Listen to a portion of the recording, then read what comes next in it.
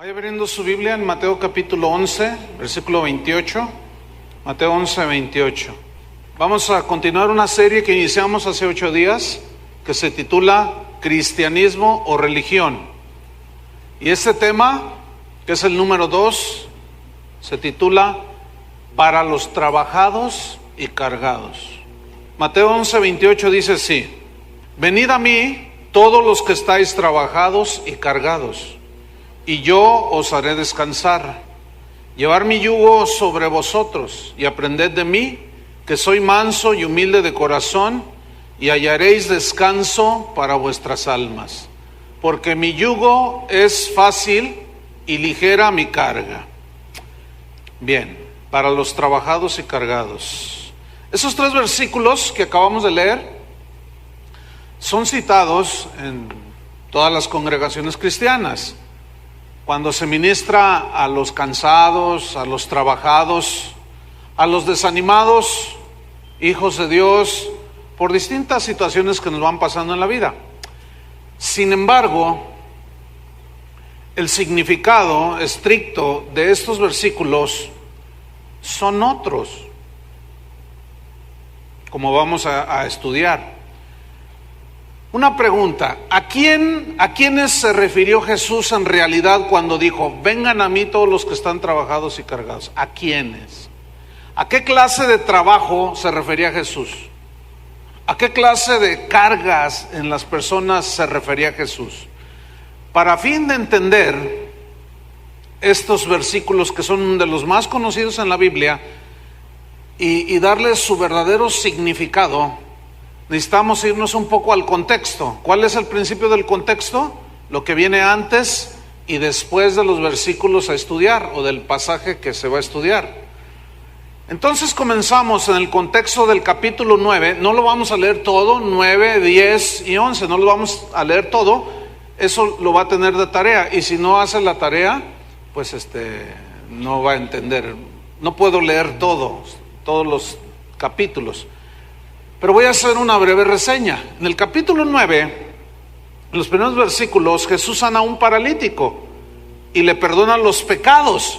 Y los escribas religiosos se enojaron porque dijeron, ¿cómo perdona pecados si solo Dios perdona pecados?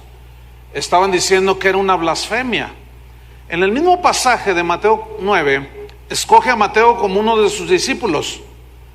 Y cuestionan a Jesús porque come con los pecadores. Con los pecadores come. En el mismo pasaje lo cuestionan a él acerca del ayuno. ¿Por qué tus discípulos ayunan? Y no sé cuánto le decían. No ayunan, le decían a Jesús sobre sus discípulos. Y Jesús comienza a hablarles en el mismo capítulo 9 acerca del vino nuevo, en odres nuevos.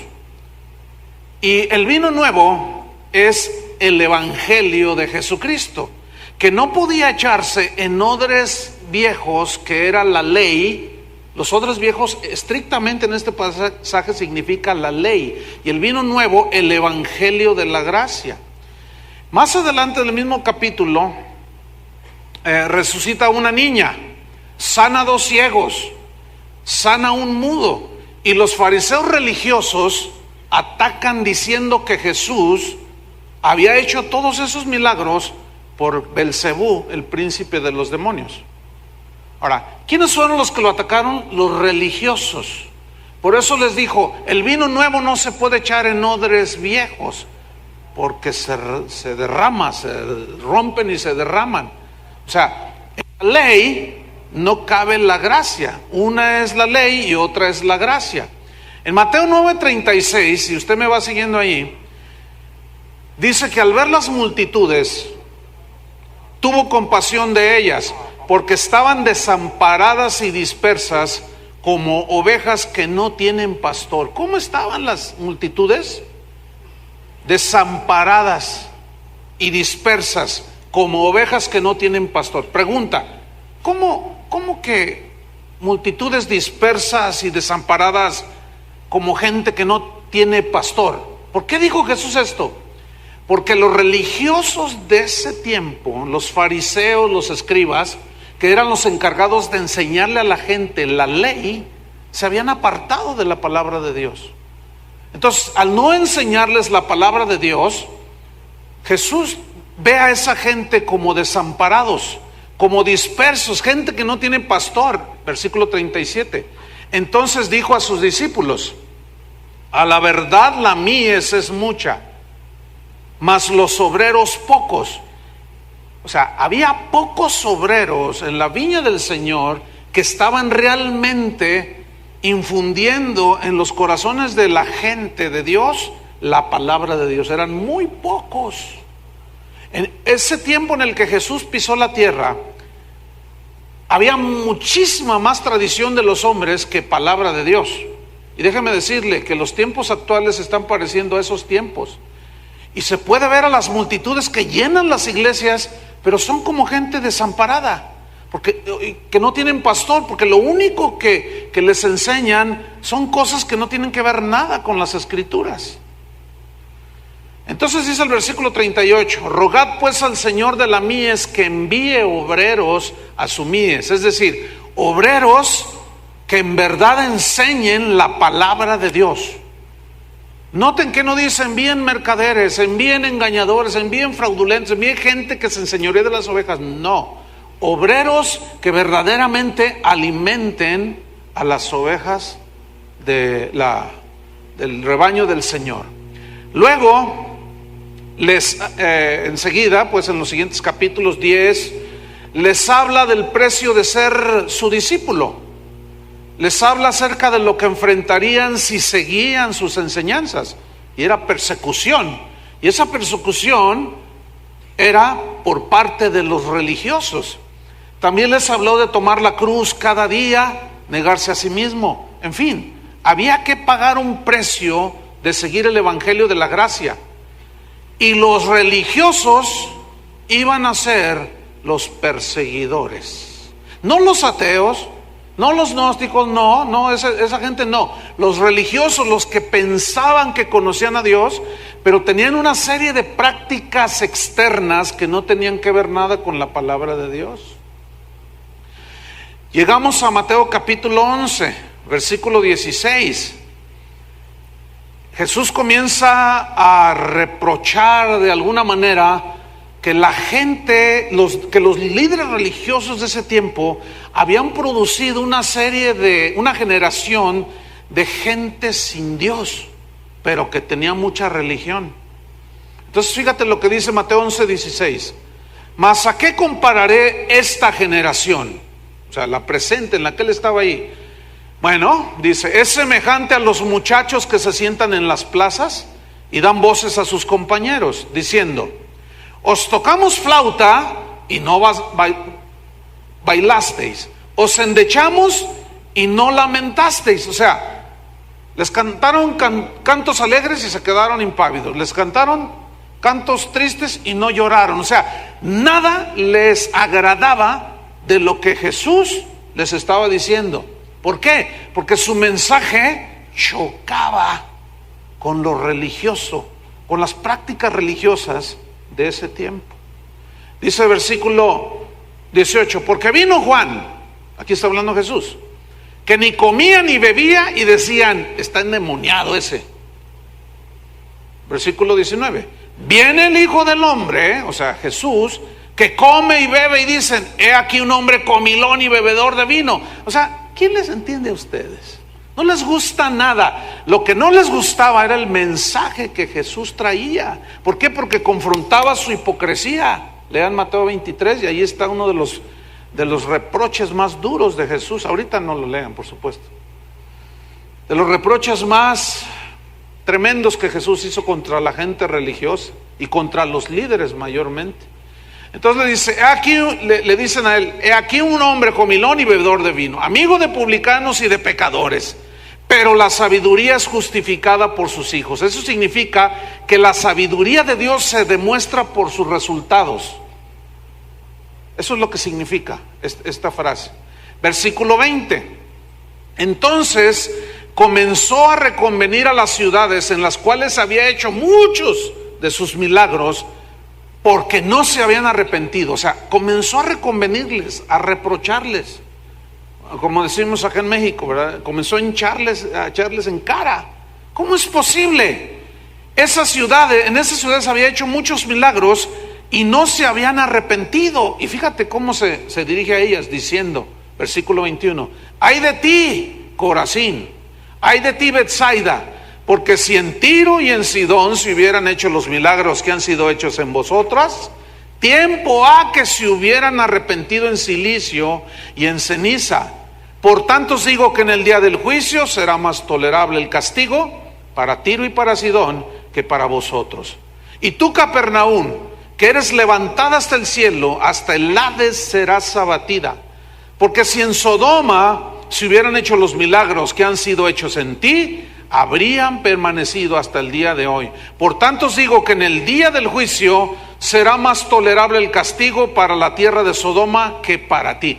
¿Por qué Jesús le reclama a estas ciudades? Fíjense, esos líderes religiosos habían producido gente que hacía prácticas religiosas, pero no conocían a Dios. No se arrepentían. Ellos habían visto al mismísimo Hijo de Dios cara a cara, hacer milagros, enseñar el Evangelio, y lo rechazaron, lo criticaron, le dijeron que estaba loco, endemoniado y cuanta cosa. Entonces él le reclama y dice, a Sodoma le va a ir mejor en el día del juicio. Versículo 25, en aquel tiempo respondiendo Jesús dijo, te alabo, Padre, Señor del cielo y de la tierra, porque escondiste estas cosas de los sabios y de los entendidos y las revelaste a los niños. Sí, Padre, porque así te agradó. Todas las cosas me fueron entregadas por mi Padre, y nadie conoce al Hijo sino el Padre, ni al Padre conoce alguno sino el Hijo, y a quien el Hijo lo quiera revelar. Y fíjense el versículo 28, venid a mí todos los que estáis trabajados y cargados, y yo os haré descansar. Llevar mi yugo sobre vosotros y aprended de mí, que soy manso y humilde de corazón, y hallaréis descanso para vuestras almas. ¿Descanso para dónde? Vuestras almas. Porque mi yugo es fácil y ligera mi carga. Bien, los trabajados, los cargados y desanimados a los que se refiere Jesús aquí, eran aquellos que habían sido expuestos a las supersticiones religiosas de los líderes espirituales de ese tiempo. Esos líderes habían atado pesadas cargas religiosas sobre ellos. Los habían llenado de un montón de prácticas ceremoniales sin sentido, que no tenían poder para dar vida ni transformar la vida. Y estas prácticas religiosas, en lugar de acercarlos a Dios, los alejaban de Dios. Ya no puedo repetir el tema número 1, pero como ustedes, pienso que la mayoría de los que están aquí vinieron el jueves pasado, están entendiendo a lo que se refiere. Hago ciertas referencias al mensaje pasado. Bien, vamos a estudiar Mateo 11, 28 al 30. Yo quiero que quede muy claro que el contexto nos muestra que los trabajados y los cargados eran aquellos que hacían muchas cosas religiosas para ganarse el favor de Dios, pero seguían sin paz en su corazón. Seguían con inseguridad en sus vidas, seguían con insatisfacción. ¿Por qué? Porque ellos habían sido cargados con muchas prácticas, repito, religiosas, que no les daban vida. Y hoy es lo mismo. Hoy mucha gente de Dios está siendo trabajada y cargada en proyectos que no son de Dios, en prácticas que no son de Dios. Déjeme decirle, esas ovejas se extenúan, porque las prácticas religiosas no dan vida en sí mismas, no tienen ese poder. Porque entonces, si tuvieran poder para transformar, entonces la salvación vendría por obras, ¿no es cierto? Entonces a la gente de hoy, al pueblo de hoy, se le carga mucho. Es como si dijéramos en este momento, el que no venga a la vigilia de oración, Dios lo va a maldecir. No, pues este auditorio sería insuficiente. Entonces ahí estaríamos haciendo de una práctica totalmente lícita de orar y de adorar a Dios una carga. ¿Por qué? Porque si no voy, me va a ir mal luego. Mi negocio va a quebrar. Entonces, estaríamos haciendo de la práctica misma una regla que da vida. Y el que da vida es Dios, ¿no es cierto? Y lo que da vida es el Evangelio. Pues así estaba la gente de aquel tiempo, toda cargada y trabajada. Entonces vamos a estudiar estos versículos. Mateo 11:28. Venid a mí. Vamos a tomar primero el versículo 28. Venid a mí, todos los que estáis trabajados y cargados. La primera frase, venid a mí. Quiero que noten que Jesús no dijo, vengan a una religión más. Él dijo, vengan a mí. Él no dijo, vengan a un conjunto de reglas externas. Tampoco dijo, vengan a un terapeuta. ¿Verdad que no? Vengan a un motivador, mucho menos. Sino, vengan a mí, al mismísimo creador del universo. Es muy distinto acercarse cara a cara con Jesús a hacer prácticas que yo, en mi superstición religiosa, pienso que si las hago, Dios me va a oír, Dios me va a bendecir. Como ya vimos, que orar, que es una práctica cristiana, pero también hay otras religiones. Budistas oran, meditan, como nosotros también. Entonces, el mismo hecho de orar no significa absolutamente nada, porque mucha gente ora hasta a San Pedro y a San Pablo. Entonces fíjense cómo una práctica que bíblicamente nos acerca a Dios, que es dialogar con Dios, cuando se hace de una manera religiosa, sin una verdadera comunión con Dios, eso es pura religión.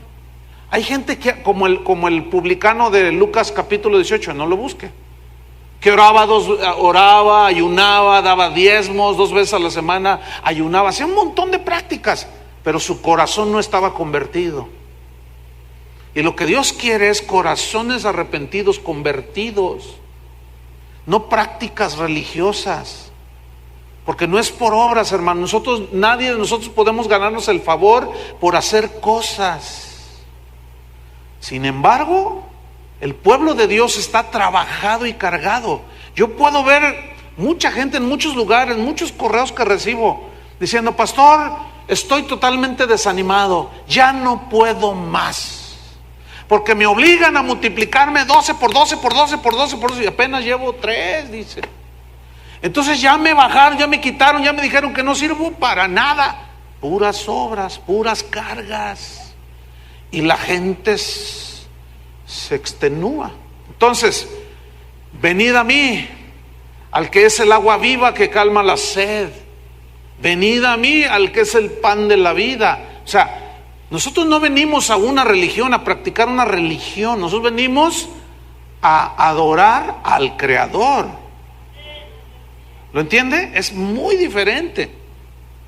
Una vez una señora que tenía poco de haberse añadido a la congregación, ella venía de otra ciudad, me llamó por teléfono un sábado toda acongojada y llorando, pastor, me siento muy mal, ¿qué tiene?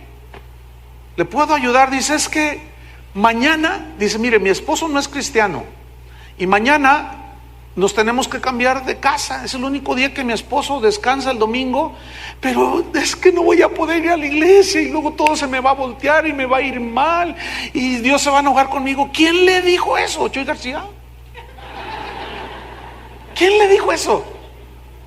Y luego me dice, no, bueno, es que de la iglesia de donde yo vengo, nos dijeron que si nosotros faltamos una sola vez a la reunión, al culto o al servicio, Dios nos castiga. Hágame usted favor.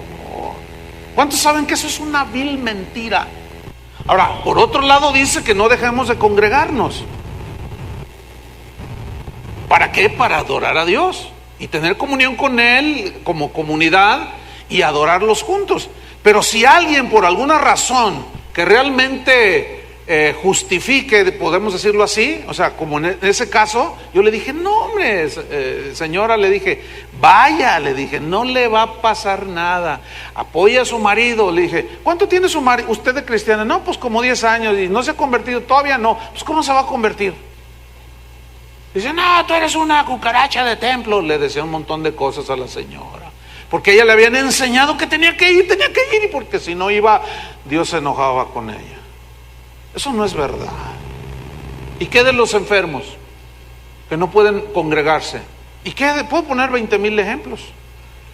Entonces dice, vengan a mí todos los que estáis trabajados. Aquí la palabra trabajados se deriva de una palabra griega, kopiao, que significa sentirse fatigado por trabajar duro.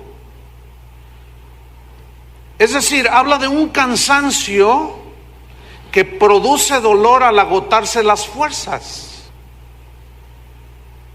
Pero es obvio que aquí Jesús está hablando en netamente sentido espiritual, no físico. Entonces lo que Jesús está diciendo, ustedes han trabajado duro, se han esforzado, pero están ahorita hasta con dolor, totalmente insatisfechos. ¿Por qué? Porque se lavan las manos para no contaminarse, ayunan no sé cuántas veces, hacen un montón de ceremonias, lavan platos y cuánta cosa, y eso los ha cansado. Entonces dice, ustedes que están así sin fuerzas, que están trabajados y cargados. Esta palabra cargados se traduce del vocablo griego fortizo, que significa literalmente cargar, pero la idea es esta: cargar como a un barco de vela. En aquel tiempo pues eran de vela, obviamente, ¿no? Pero un barco que se lanza al alta mar y va cargado hasta el tope, pero no sopla el viento. ¿Cómo navega un barco así? Da la idea, este vocablo, de cargar a un animal de carga. ¿Sí? No sé cuántos han visto esa escena en algún pueblo por aquí, pero pues es muy común que la gente carga a los burritos, a las yeguas con cargas de leña, y a veces son unos troncos impresionantes. Ya ven, los burritos tienen sus patas delgaditas, son muy resistentes, pero no sé si ustedes han visto esa escena, que van cuesta arriba y el burrito cargado y apenas puede caminar el burrito. ¿Los han visto? Bueno, esa es la idea de este vocablo, sobrecargar, pero tiene un sentido figurado o simbólico espiritual. Esta palabra fortizo significa, fíjense bien, según el diccionario, sobrecargar con ceremonias sin vida que solo producen ansiedad. Déjeme decirle una cosa: en las congregaciones que enfatizan las obras, y te carga un montón de que córtate, quítate, no te pongas, hazte para allá y siéntate acá, no digas, cállate, todo ese tipo de situaciones. Fíjense, curiosamente es en ese tipo de iglesias donde se dan los pecados más feos. ¿Saben ustedes por qué?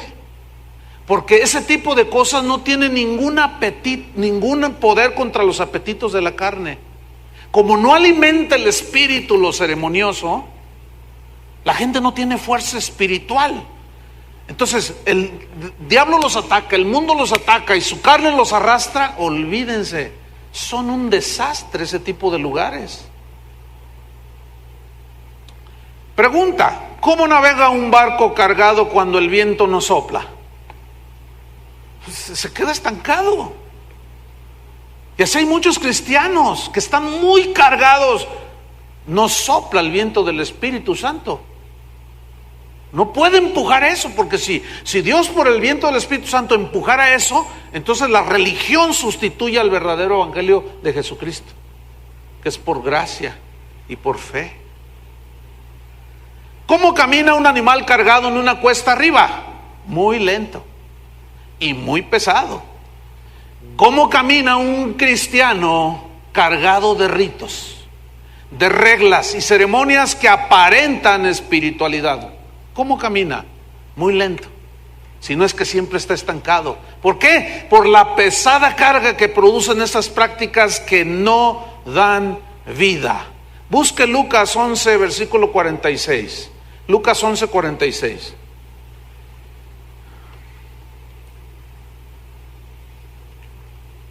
Y él dijo, o sea, Jesús, fíjese lo que les dijo: ay de vosotros también, intérpretes de la ley. Ese ay de vosotros es un ay de dolor, de condenación. Ay de vosotros, intérpretes de la ley. O sea, los que supuestamente escudriñaban las escrituras, las desmenuzaban para luego alimentar al pueblo. Dice, ay de ustedes, dice, porque cargáis a los hombres con cargas. Se refiere a las cargas religiosas, ceremoniosas. Cargáis a los hombres con cargas que no pueden llevar, pero vosotros ni aun con un dedo las tocáis. Estos se pasaban de listos. No solo las inventaban, no solo ponían las cargas pesadas en la gente, sino que ellos mismos no las guardaban. Sucede exactamente lo mismo de hoy. Usted oiga a un predicador de esos que le bajan el dinero a todo el mundo: y si usted no da su diezmo, como dijo un costarricense por allá que vi un video, un pastor, si usted no trae fielmente su diezmo aquí a la iglesia, trágueselo. Así dijo, fíjense nomás, qué barbaridad. Así dijo, trágueselo y luego no venga a orar, que quiere que ore por usted porque usted viene quebrado financieramente. Me encantaría preguntarle a ese si diezma él. Me encantaría preguntar si da lo que tanto exige él también. Pero lo más probable es que sean como estos, que ponen cargas pero ellos mismos no las hacen. Son muy listos. Y Jesús condenó eso. Ahora, San Pablo en Colosenses, búsquelo, capítulo 2, versículo 8. Colosenses 2:8. Ahí San Pablo está hablando del mismo tema que estamos tratando. Colosenses 2:8. Dice así, está hablando San Pablo aquí y dice de la siguiente manera: mirad que nadie os engañe. ¿Qué debemos de hacer? Mirar. O sea, como decimos acá en México, ponte trucha. Mirad que nadie os engañe por medio de filosofías. ¿Sabes qué son filosofías?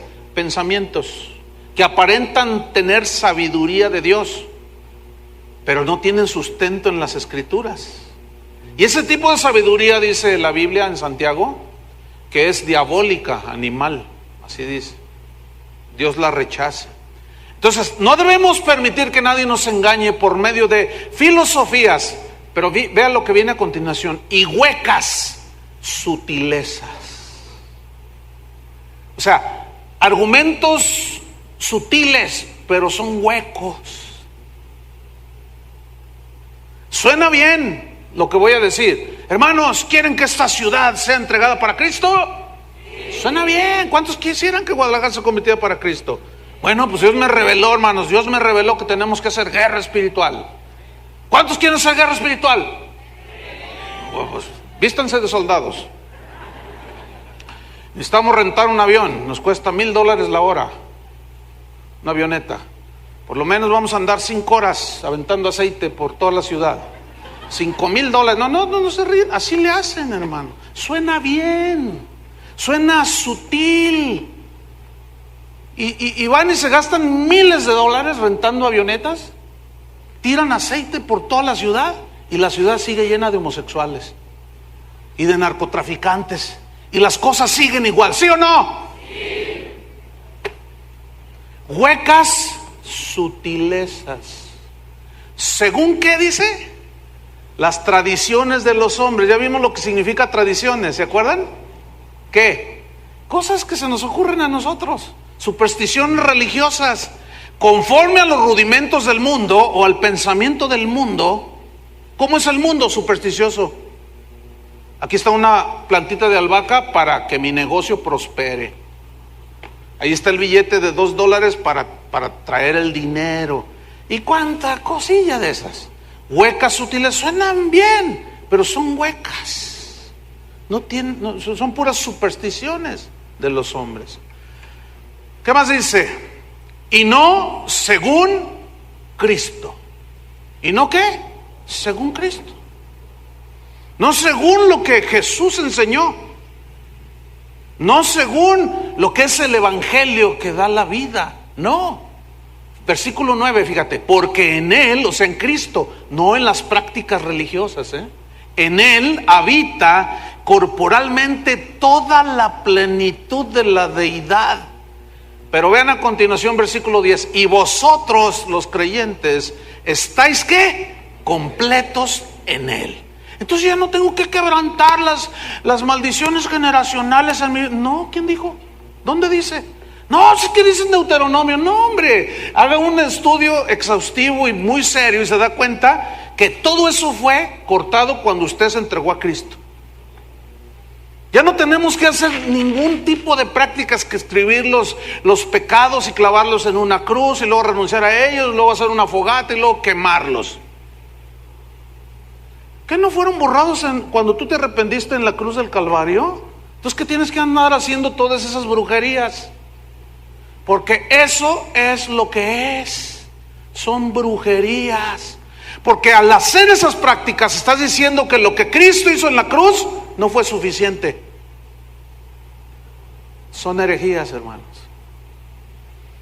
Y por eso es toda esa gente que está envuelta en todos esos sistemas, están volviendo, o sea, llegan de los famosos encuentros, les dura la motivación una semana y al rato siguen igual. Yo estoy archivando una de correos, no se imaginan, de gente que me testifica eso. Pastor, ¿por qué nada más me duró una semana? Entonces, para volverme a recargar la pila, me dijo uno, tengo que ir a otro encuentro de esos y volver a quemar tus pecados. Sí, fíjate nada más. ¿Cuántas veces murió Cristo por nuestros pecados? Una sola vez. Entonces son puras supersticiones, prácticas religiosas supersticiosas. No dan vida. Entonces la gente sigue igual. Pero ¿qué dice aquí que estamos nosotros todos? Completos en Él, que es la cabeza de todo principado y potestad. Pues si habéis muerto con Cristo en cuanto a las prácticas del mundo, la forma de pensar del mundo, incluye aquí también la ley. ¿Por qué? Pongan atención. ¿Por qué? Si ya todo eso se terminó, nunca pudieron acercarse a Dios. Entonces, ¿por qué? Dice, como si vivieseis en el mundo, os sometéis a preceptos, tales como no manejes. O sea, no agarres eso. No gustes esto, no comas esto, ni aún toques aquello, en conformidad a mandamientos y doctrinas de ¿quién? Díganlo fuerte. De hombres. Cosas, pongan atención, que todas se destruyen con el uso. O sea, ¿se acuerdan que los fariseos lavaban los platos, los vasos, se hacían ceremonia y media? Todo eso se destruye. Dice, ¿qué poder tiene eso? Absolutamente nada. Versículo 23. Tales cosas como ayunos prolongados, prácticas que parecen espirituales, tienen a la verdad cierta reputación de sabiduría en culto voluntario, porque se aflige la persona, porque se abstiene de ciertas cosas, etcétera. En humildad, dice, y en duro trato del cuerpo. Ustedes saben que hay gente que se flagela la espalda, otros se crucifican literalmente y hacen un montón de cosas, creyendo que al hacer eso el favor de Dios está con ellos. Es un engaño. Dice, pero no tienen valor alguno contra los apetitos de la carne. ¿Entendieron? Todas esas prácticas no tienen ningún poder de santificar, ningún poder de renovar la mente, ningún poder de vivir una vida cristiana. Por eso la serie se llama Cristianismo o Religión. ¿Qué estás viviendo tú? ¿Cristianismo, la vida de Cristo, o religión? Esa es la pregunta. Entonces, la religiosidad produce fatiga, cansa, hermanos, disminuye la fuerza espiritual y produce ansiedad espiritual, un desasosiego interno, una insatisfacción interna, una inseguridad de que si me muero, ¿me iré con el Señor o no? No están ni seguros de su salvación. Viene un sentir de falta de paz interior, No hay paz en el corazón, no hay paz espiritual. Entonces la gente quiere hacer más cosas. No, vamos a la velada, vamos a la velada. Y luego queremos chantajear a Dios. A ver si ahora sí nos contesta la oración el Señor. Háganme favor, háganme favor. Venir como un acto sacrificial a desvelarme toda la noche para ver si así Dios contesta la oración que necesito que me conteste. ¿Y qué si no es la voluntad de Dios que te conteste esa oración? Entonces ya se convierte en una práctica religiosa, hermanos. Y menos tienes paz, y más inseguro te sientes, y más insatisfecho te sientes. Una vez, yo les he contado en otras ocasiones este caso. Estaba en un evento de jóvenes en la República Argentina, y en un receso se me acercó una chica, joven como de unos 18 años. Me dice: pastor, yo no sé qué hacer porque yo soy un fracaso como cristiana. Yo ya no sirvo para nada, le he fallado a Dios. Y se empezó a decir de todo. Entonces yo le dije: ¿por qué dices eso? Porque para mí no es la bendición de Dios. ¿Pero por qué dices eso? Dice: es que mire, pastor, le voy a contar. A la iglesia donde yo voy, el pastor fue a un congreso de oración de intercesión. Bueno, es interesante, ¿no? Aprender a cómo orar. ¿Están de acuerdo? Entonces, bueno, fue 3 días y se llenó la cabeza y bueno, a lo mejor había algunas verdades, es obvio que pudo haber algunas verdades allí, pero al llegar a su iglesia, ese pastor lo convirtió en religión. Lo convirtió en una práctica religiosa. ¿Por qué? Bueno, eso no me dijo ella me está diciendo: es que el pastor fue a este congreso y cuando regresó dijo: hermanos, ya tengo la llave del avivamiento, ya tengo la llave de la bendición. Y dice: Dios me la reveló en ese congreso. Entonces, ¿cuál es la llave? La intercesión, dice. Y todos dijeron amén. Dice: entonces, dice, miren, para fin de tener el favor de Dios y que nos escuche y que vea que nosotros sí oramos, todos los días debemos de levantarnos a las 4 de la mañana y mínimo de 4 a 6 o 7, orar con fuego delante de Dios, interceder por esta ciudad. Estaba yo en Mendoza, Argentina. Interceder por esta ciudad.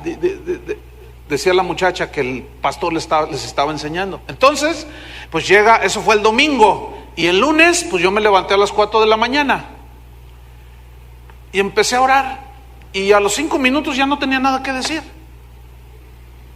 Dice, y al otro día, y me empecé a sentir mal, y al otro día me levanté otra vez a las 4 y empecé a orar, y nada más 10 minutos me salieron palabras, y al otro día me sentía bien frustrada porque no sabía qué decir. Y al 5.º día, soy un desastre, pastor. Entonces yo le dije: ¿cuánto tiempo tienes de cristiana? Y la chica me respondió: 3 meses, pastor. Escúchame bien.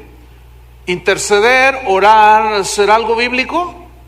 Sí, pero fíjate cómo se puede tornar en un acto religioso y atribuirle poderes de atraer la bendición. Eso es para Walter Mercado, no para los cristianos.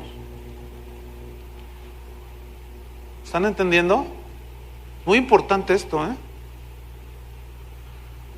atribuyéndole a una práctica legítima poderes que solamente él tiene. Entonces yo dentro de mí dije: es que no puede ser posible semejante falta de sabiduría de parte del pastor. Ahora, es muy posible que él tenga, no sé, no le pregunté, pero vamos a suponer que tiene 20, 25 años ese pastor de cristiano. Porque 1 año, 2, nadie debe ser pastor a 2, 3, 4 años, ¿no? Suponiendo que tenía unos 15, 20 años de cristiano, a lo mejor él ya tenía ejercitado su espíritu para durar a lo mejor hasta toda una noche orando. ¿Sí me explico? Pero eso no es de la noche a la mañana, hermanos. Otro ejemplo, la famosa guerra espiritual, ¿verdad? Que le atribuyen poderes sobrenatural al mismo acto de la guerra espiritual. Pero la guerra espiritual le llaman atar al diablo, hacer decretos de que aquí en Guadalajara se acaban los homosexuales, lo decretamos en el nombre del Padre, Hijo, etcétera, y decretan ahí en el nombre de Jesús, y luego le dicen: tú norte, trae para acá la bendición, sur, tráete para acá la bendición, y invocan a los 4 puntos cardinales y creen que así ellos obtienen victorias. Hermanos, así no es, créanme, no tengo tiempo para explicar eso, todo lo que involucra esto. No es así, hermano. La Biblia dice: someteos pues a Dios, resistid al diablo. ¿Y qué es someterse a Dios? Caminar cada día en obediencia y en humildad. Eso significa. No hacer un montón de, como aquellos del libro de los Hechos, aquellos exorcistas que llegaron ante un endemoniado y dicen: en el nombre de aquel que predica Pablo, dice, sal fuera. Y se las dieron de muy soldaditos acá de la guerra espiritual. No, los demonios les pusieron una corretiza que les arrancaron las ropas y se fueron desnudos, dice la Biblia.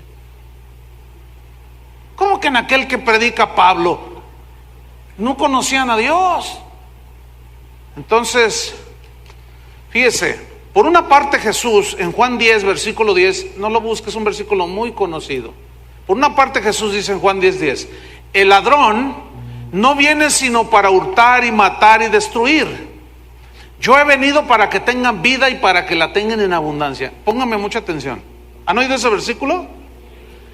Siempre que se lee este versículo, cuando dice el ladrón no viene sino para hurtar, matar y destruir, siempre se refieren al diablo. ¿Sabe que aquí no se refiere al diablo?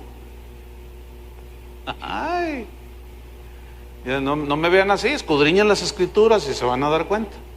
Aquí no se refiere al diablo. Si ustedes hacen un estudio del contexto de Juan 10:10, es exactamente el mismo problema. ¿Sabe quién es el ladrón aquí? Los religiosos. Porque la religión te mata, te destruye, te roba todo.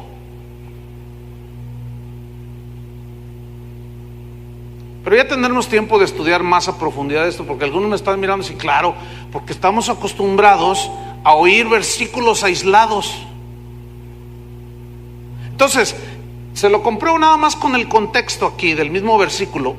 El ladrón no viene sino para hurtar y matar y destruir. Yo he venido para que tengan vida y para que la tengan en abundancia. ¿Y cuál es la vida que vino a traer Jesús?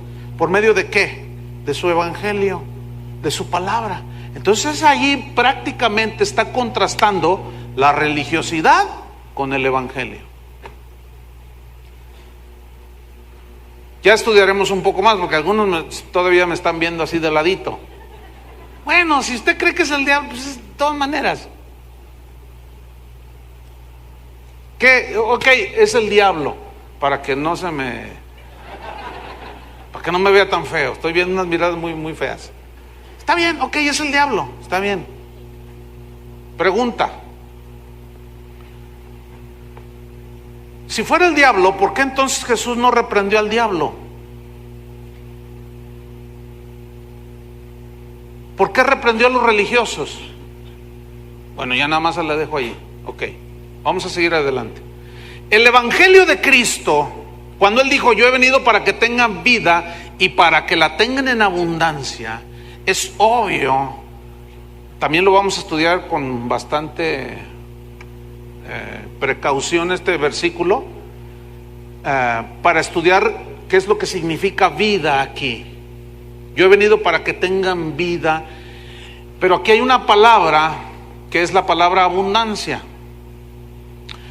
Y si nosotros tomamos este versículo siguiendo el mismo patrón que hace mucha gente, que lo saca del contexto, entonces Yo puedo interpretar este versículo con que la vida abundante es la vida llena de casas y de carros y de dinero, como desgraciadamente lo interpreta mucha gente. Pero aquí vida, hermanos, no significa vida material.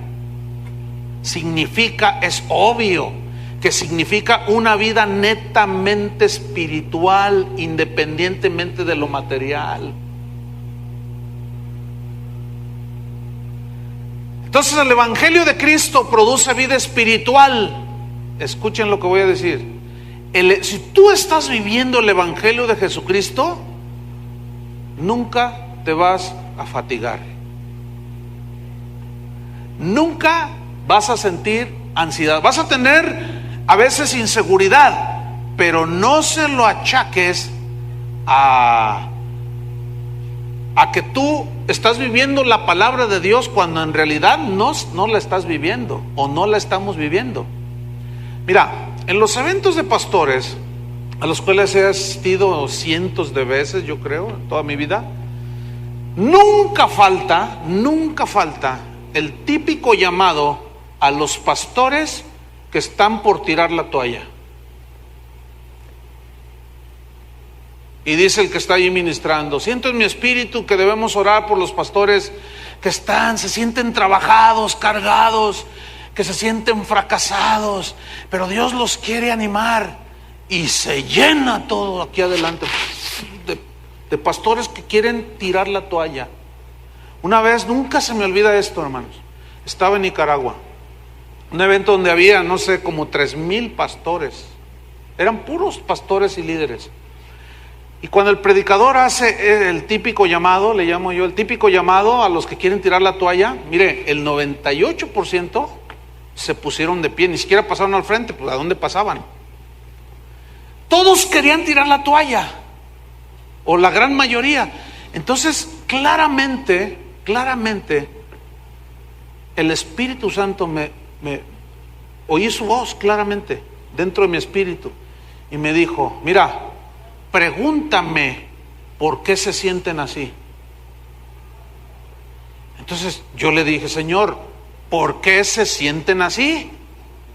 Y me dice: simple y sencillamente porque han dejado mi evangelio. ¿Ustedes ven a un Pablo queriendo tirar la toalla? ¿Ven a un Pedro queriendo tirar la toalla? ¿Cometiendo errores? Sí, pero queriendo tirar la toalla, no.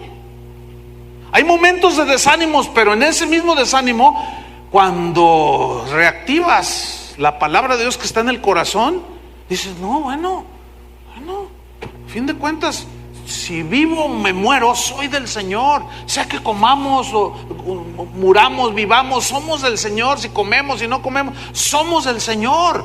Entonces, fíjate bien, el Evangelio de Cristo produce vida espiritual. Nunca te va a fatigar.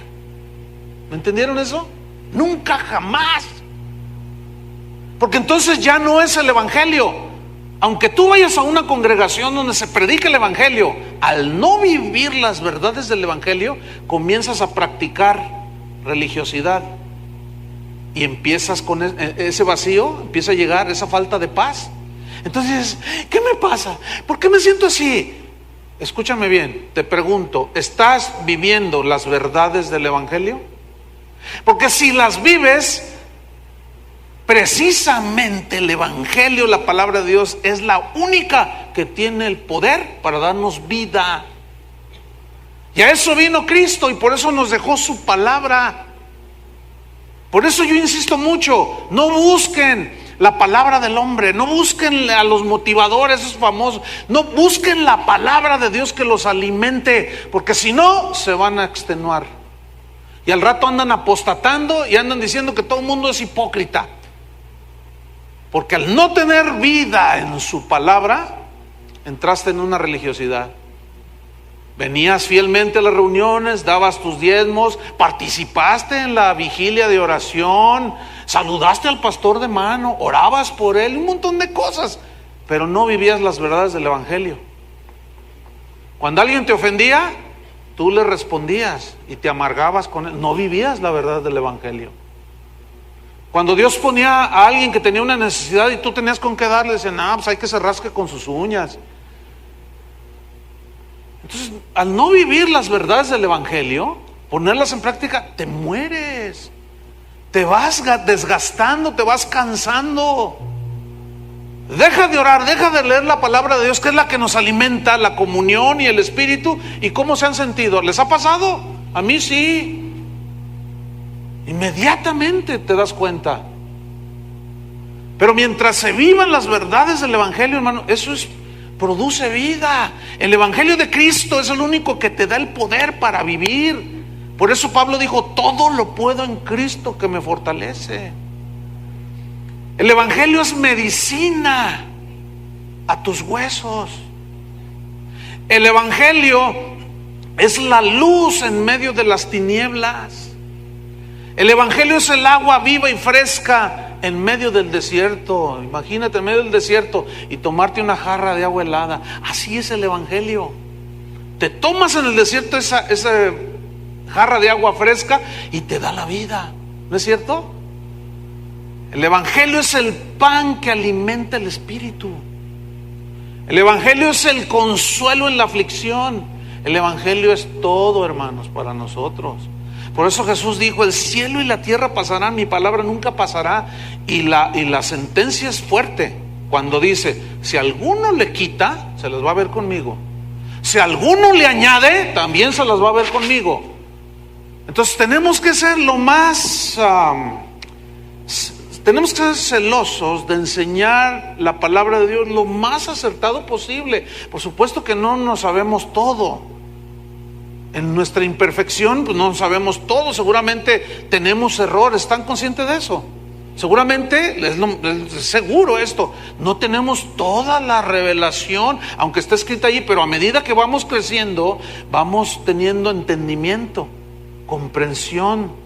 Entonces esto que yo hacía no le agrada a Dios. No, fíjate, pues hay gente que tiene una convicción de arrepentimiento bien tremenda. Y dice, entonces ¿dónde estaba? Yo creía que era cristiano, tengo 25 años metido en una iglesia y hasta ahorita me estoy dando cuenta que muchas cosas, muchas cosas dicen, que yo estaba viviendo, que creía que eran de Dios, al contrario me estaban alejando de Dios. Entonces, hermanos, las reglas, los ritos, las ceremonias, las filosofías humanas, por más que pretendan ser espirituales, jamás podrán darnos vida espiritual, jamás. Ni los ayunos impuestos, ni los pactos con dinero, ni la psicología, muchísimo menos eso, ni los actos proféticos, ni los decretos, ni las adivinaciones proféticas, ni mucho menos los métodos humanos para alcanzar las bendiciones de Dios, jamás, de los jamases, podrán darnos vida y paz. No. ¿Por qué les dijo Jesús a todas esas ovejas sin pastor, vengan a mí? Porque los religiosos los tenían como animales de carga, como a barcos cargados sin vela siquiera. ¿Por qué Jesús les dijo a todas estas ovejas, vengan a mí? ¿Por qué? Porque sabía que Él tenía la palabra. Yo soy el pan de vida, dijo Él. Yo soy el agua viva. Por eso les dijo, vengan a mí. Por eso cuando tú prediques y le hables a la gente, no les hables, mira, ven a mi iglesia. No, tu iglesia, hasta ratas hay abajo de esta plataforma. Y a veces se atraviesan las cucarachas. No les prediques de las ratas y las cucarachas. No es el lugar en sí mismo. ¿Entienden eso ustedes?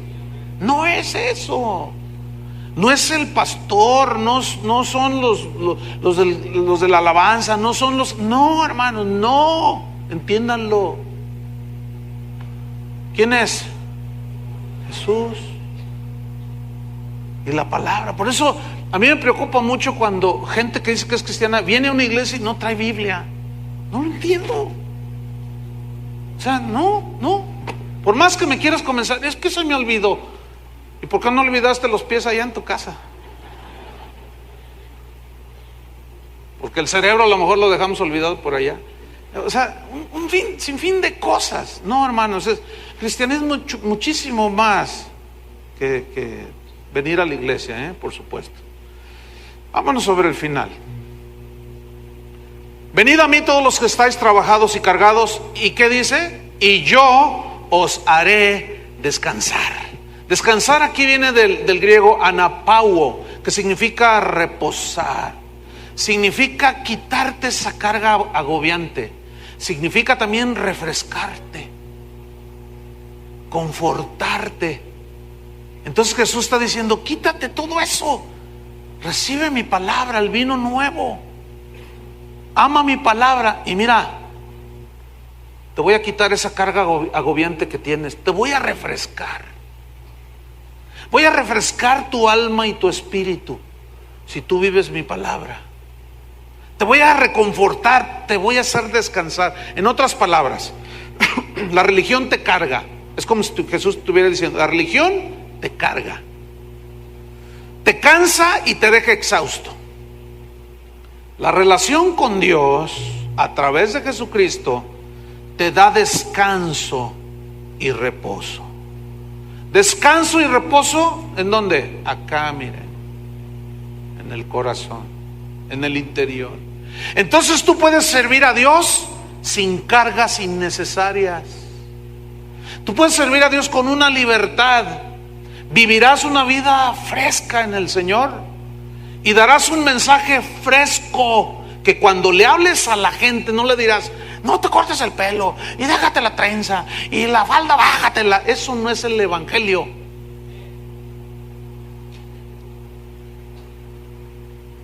Tú vive las verdades del evangelio y vas a ver que vas a tener un mensaje fresco, que va a dar vida espiritual a los que te oyen, y hasta van a abrir los ojos así, y tú vas a decir: ¿y de dónde me salió tanto? Jesús dijo: de su interior, ¿qué? Correrán ríos de agua viva. Es inagotable, hermanos. Oiga, yo cuando pienso en esto digo: yo tengo más de 32 años predicando y no sé, cada vez me sale más. De veras. Es más, me pongo a estudiar más y digo, a veces me desespero en este sentido de que digo: no sé nada, sé bien poquito. Y lees y estudias y te metes y Dios te revela, y es impresionante, hermanos, el evangelio, la palabra de Dios, el poder que tiene para darte fuerzas. Los jóvenes se cansan, los demás se fatigan, pero los que esperan a Jehová tendrán nuevas fuerzas, volarán como las águilas, correrán y no se cansarán.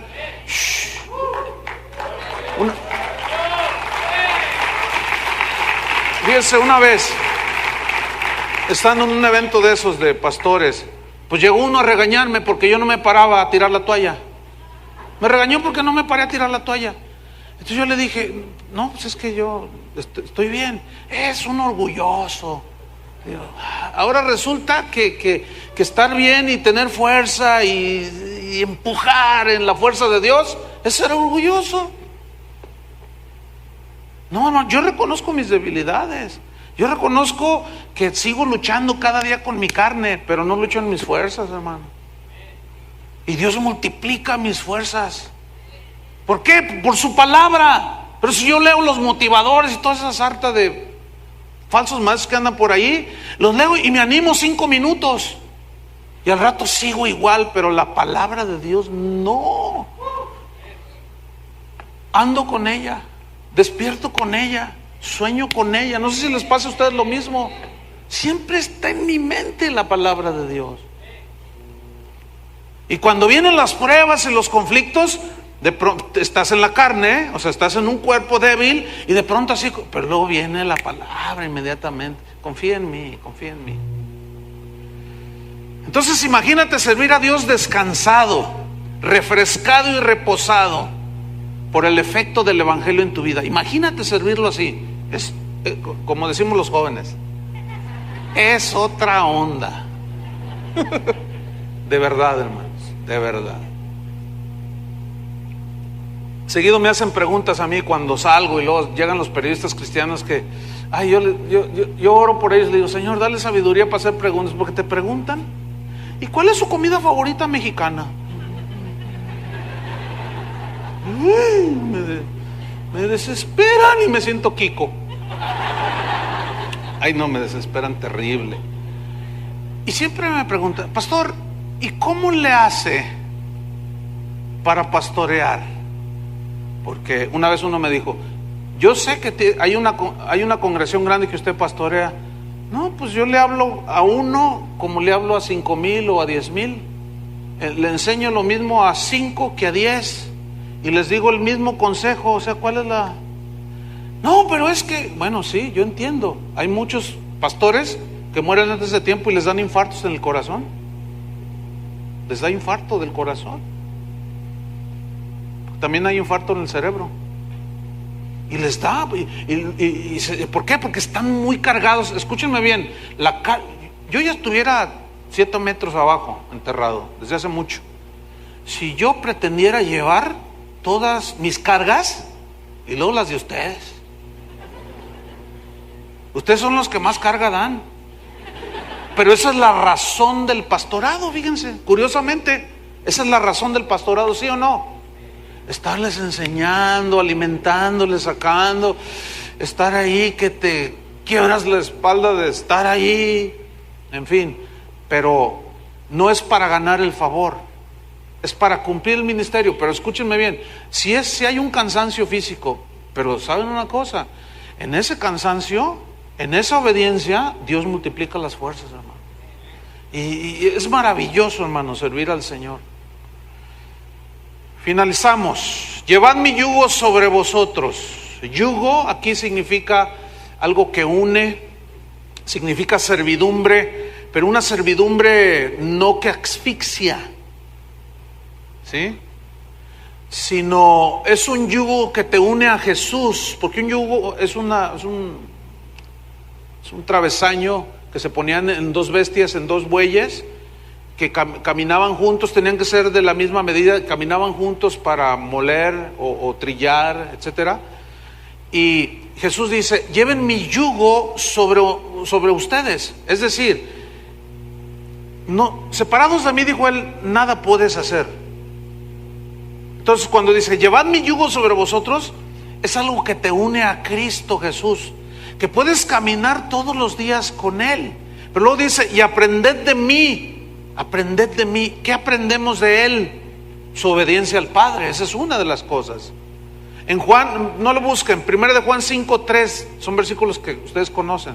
Dice Juan, pues este es el amor a Dios, que guardemos sus mandamientos. Y sus mandamientos no son gravosos. Yo me acuerdo de recién convertido, cuando leí esto, ay, me rasqué así y dije, no, sí son difíciles. ¿Cómo que no son gravosos? Yo no sé dónde tenía la cabeza este señor San Juan. Y luego ya me explicaron, no, mira, pues es que tú estás recién convertido, todavía estás aprendiendo, vas a madurar, vas a crecer, vas a aprender a sujetar tu carne, a dominar tus pensamientos. Y me explicaron la vida cristiana, y día con día, y asistía a los cursos, y aprendía. A algunos todavía les es gravoso perdonar. Pero a medida que llegues a 70 veces 7, pues ya vas a aprender. Entonces va a llegar un momento que te ofenden, te dicen cosas y dices, no hay problema. Entonces otros te van a ver, pero no estás ofendido. No, está bien. Al Señor le hicieron más que a mí. Entonces tú vas a ver que no son gravosos. Porque todo el que es nacido de Dios vence al mundo. Y esa es la victoria que ha vencido al mundo, nuestra fe, dice Juan. ¿Quién es el que vence al mundo? Sino el que cree que Jesús es el Hijo de Dios. Ese es el que vence al mundo. ¿Tú crees que Jesús es el Hijo de Dios? Que te alimenta con su palabra, su evangelio. Entonces dice, aprendan de mí que soy manso. Esta palabra manso significa no rebelde, dócil, apacible. O sea, Cristo no fue rebelde al Padre, fue dócil al Padre. Seamos dóciles con el Señor. Tú sabes cuando Dios te habla, ¿sí o no? Aunque a veces decimos, es que yo no sé cuando Dios me habla. Si tú no sabes cuando Dios te habla, no eres hijo de Dios. No, entonces sí. No. Sí saben cuando Dios les habla. No os hagáis, dice el Señor. No se hagan. Sí sabemos cuando Dios nos habla. Lo que pasa es que a veces lo que nos dice no nos conviene. o no queremos hacerlo, o hiere nuestro ego y nos rebelamos, entonces ya no somos dóciles. No, aprendan de mí. Aprender de Jesús, hermanos. Y hallaréis que, dice, soy humilde, soy manso y humilde de corazón. Aquí significa ausencia de orgullo. Habla de una actitud dispuesta en cualquier situación. Habla de una sumisión voluntaria. Entonces el verdadero discípulo se somete a Cristo. Por eso se les llamó cristianos en el primer siglo. Y entonces dice, hallaréis descanso para vuestras almas. Aquí descanso es muy interesante, porque es una palabra anapausis, que significa recrearse, recreación, significa reposo, significa deleitarse, alegrarse. Pero tiene una definición muy interesante que significa reproducir de nuevo. O sea, como que te, ¿cómo se dice? Retroalimentas, ¿sí?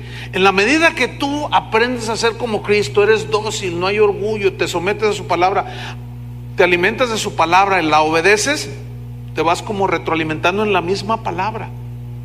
La comida que comemos natural se traduce en proteínas, minerales, vitaminas, ¿no es cierto? Que alimentan el cuerpo. Así es la palabra de Dios. Se transforma en nosotros y nos da una vida diferente. Nos recreamos, nos deleitamos y nos alegramos. ¿Cuántos se alegran en el Señor? Con razón Pablo decía, yo me alegro hasta en las tribulaciones, me gozo en las persecuciones. Y a veces los cristianos cuando leen esos versículos dicen, ¿cómo le hacía? ¿Cómo le hacía? Claro, ese tenía la palabra de Cristo morando en su corazón. Por eso Pablo decía, la palabra de Cristo more en abundancia en vuestro corazón. En abundancia. Ahí está otra vez la palabra. Porque mi yugo es fácil, dice. ¿Saben qué significa fácil? Viene de crestos, del griego crestos, significa disfrutable. ¿Qué significa disfrutable? Mi yugo es ¿qué? Disfrutable. No, ¿se dan cuenta que es bien diferente a la religión? Muy diferente. Porque disfrutas, oye, pero no, entonces tú eres un masoquista, te van a decir. Pero la gente no entiende esto. ¿Cómo que te gozas en la tribulación? Sí.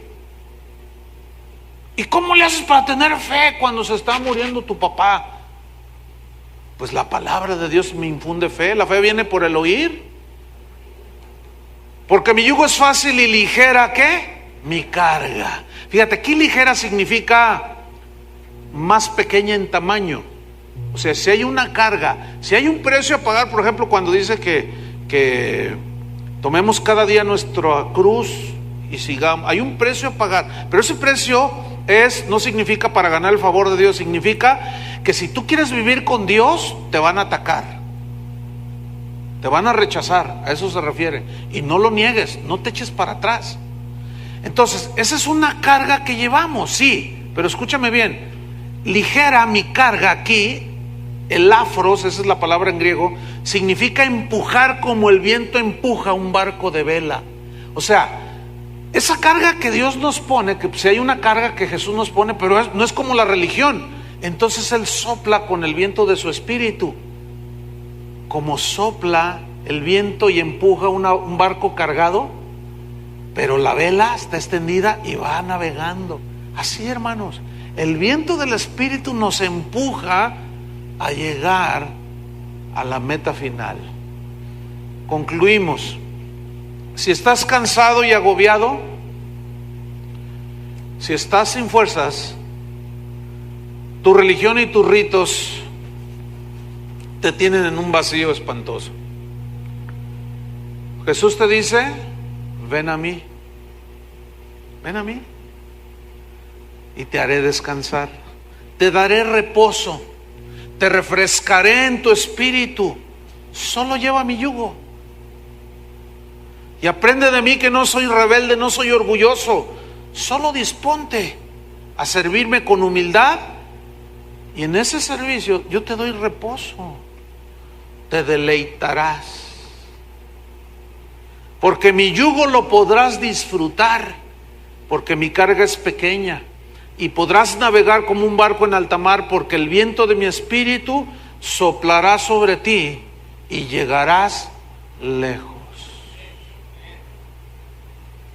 Así es que, como dice el capitán, eleven las velas, porque empieza a soplar. Cuando un barco se está hundiendo, ¿qué es lo que hace el capitán? Empieza a decir, tiren por la borda. ¿Qué? Muchas cosas que están ocupando un espacio y hay que aligerar. Hay muchas cosas en nuestra vida. Muchos de ustedes, su barca se les está hundiendo porque lo único que viven es religión. Y tienes que echar un montón de esas cosas que te están hundiendo. Abrázate de Jesús. Recibe su palabra implantada, como dice Pablo, que es el Evangelio, y vas a vivir una vida bien diferente. Amén. Oremos. Señor, te damos gracias por tu palabra. Gracias porque tú sigues siendo el mismo de ayer, de hoy y de siempre. Tu palabra sigue siendo la misma. No ha cambiado ni cambiará. Los hombres la cambiamos, la torcemos, le damos otra